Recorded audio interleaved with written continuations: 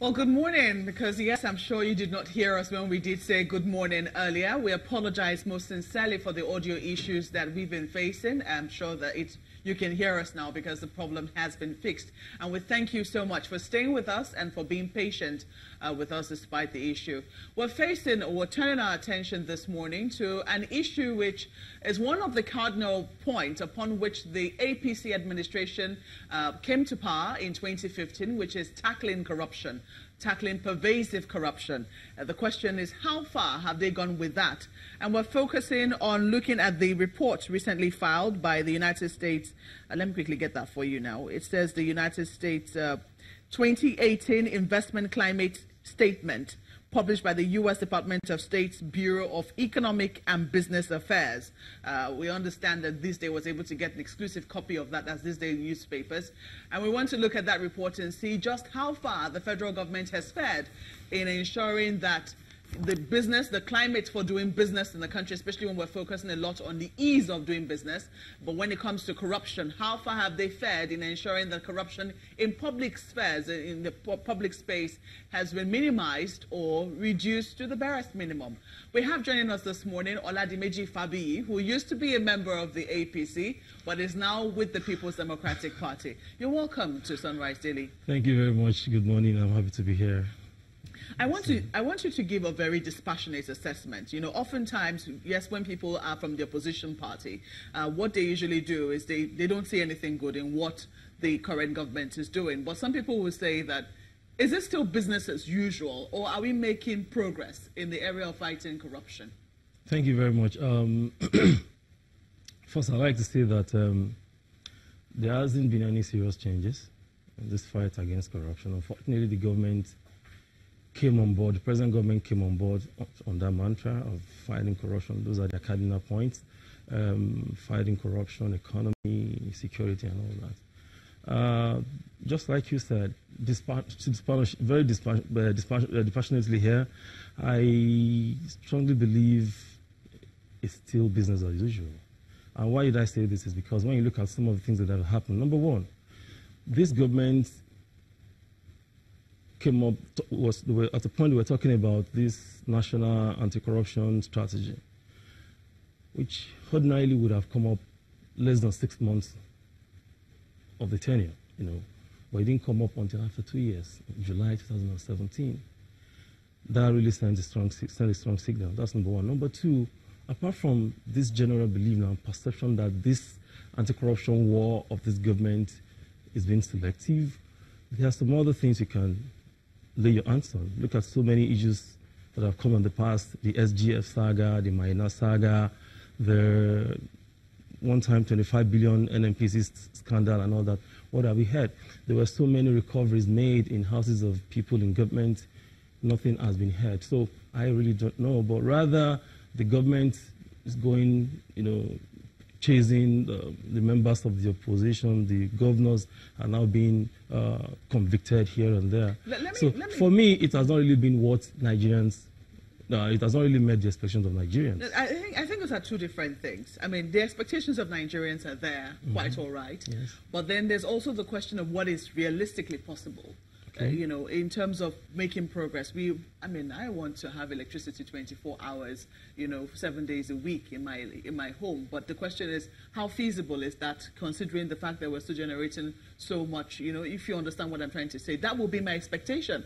But the question is, what is on the ground? Is it much better than what I used to have? That will be the question. It is not much better. In terms of corruption, yes, would you say that we're making progress? I know that only recently the Vice President spoke about corruption and this government's war against corruption. He did acknowledge that we haven't eradicated corruption, especially low-level corruption. I mean, we still have police officers who are collecting so much. Only this morning we see on the front page of New Telegraph, 4 members of the Special Anti-Robbery Squad who kidnapped a bishop and have been dismissed. These are things that we're still seeing happening in our society. But he talked about grand corruption, the part where you see high levels officials of government, especially within the presidency, being involved in corruption. He says that no longer exists. and they're very proud to market that. Would you agree with him on that assessment? No, I would not. There are so many things that are happening at that level that Nigerians don't even know, that are swept under the carpet.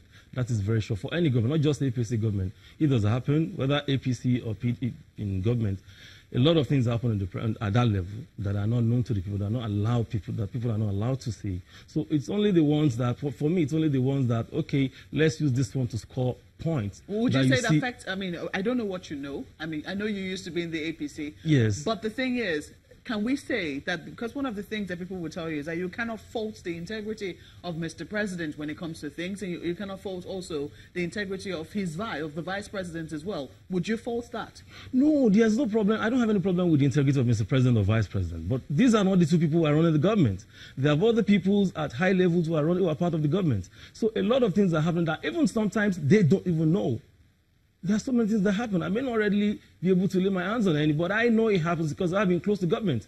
So the ones they want us to know are the ones we see sometimes. And unfortunately, those ones that we have even seen that probably Nigerians have discovered or have come to know, maybe through other sources, have not really come up with any conclusive solution, decision on that. So, and I just mentioned some of them to you. Where are we on former SGF issue right now? What have been the conclusion? These other 25 billion NNPCs that the former Minister of Petroleum raised, what have been the issue? What have been the conclusions? And so many other things. So those are at that level. There were so many others that happened that we don't know, and I know they exist at that level. Mr. Fabiyi, yes. I just want us to really focus in on what can be substantiated with fact. Let's go into some of the allegations you raised. You talked about the NNPC scandal that was about the $25 billion contract that was allegedly issued without the approval of the NNPC board. That was the allegation made by the Minister of State for Petroleum. We eventually found out that the $25 billion contract in question was not paid out by the Nigerian government, but was actually a joint venture agreement that was going to be funded by the private sector partner coming in. So no money was actually taken out of the treasury, it turns out, but the issue was just about whether or not the NNPC board had oversight on that particular contract. You made some other allegations about the SGF, 200 million naira, and some would say, look, that 200 million naira is a child's play compared to what we saw under the rule of your current party, the People's Democratic Party. What is your response to that? What have been the conclusion? Now this government has taken over since PDP left, all right? What has come, after that? What has followed? I've not seen anything that followed. Okay, if you come in as a government and probably you inherited some of these things, why has it not been concluded? Now, the Suki's matter kept dragging. It's a corruption issue, isn't it? So kept dragging up to this point. What are we doing? Let me tell you, this government came on board in 2015. We have other places. When you go to other countries like Brazil, South Korea, you saw those things that happened under this same period. You've seen where a prime minister resigned. You've seen where a president was sent to jail under this period. What is happening? There's a lot of things wrong that this government really have to come out and tell us. This is what I'm saying. So it's still not the best deal that we as Nigerians are expecting. That's exactly what I'm telling you. Taking a look at the U.S. State Department's report now, yes. Obviously it being about the investment climate, one of the observations that was made in the report was the ineffective work of the Nigerian judiciary. According to that report, their analysis was that it's too slow, that there's a lack of technology, there's a lack of adequate infrastructure, even in terms of court facilities and even available processes. What are your thoughts about what needs to be done when we talk about reforming the Nigerian judiciary so that law can be enforced and justice can be delivered? Really, I read the ICS by the U.S. State Department, and there is a lot of issues. And these issues raised really, gave us a lot of exposition. And when I'm talking, they talk about pervasive corruption, like Marcus said. They talked about lack of transparency in government. They talked about insecurity, quite a lot of things, bureaucratic bottleneck and all that. And these are the hindrances and impediments of most of our ease of doing business and even economic growth and development.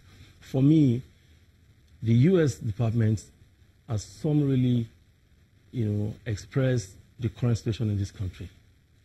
And these are the people from the outside who are watching events, who are seeing things. They have people here who feed them back. And as Nigerians, we are equally filling this. So for me, I think the challenge is because if there's any agency that could have helped us fight corruption very, very well, it is the judiciary.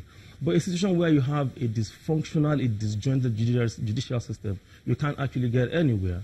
Some of the judges had the issues of corruption. A lot have been dealt with. Some have not been dealt with. So what we need, what the government must do, since you asked me, is to ensure that there is independence of this judiciary, which I think they've given them to some extent, is to ensure that they have properly funded to be able to do their job and freehand.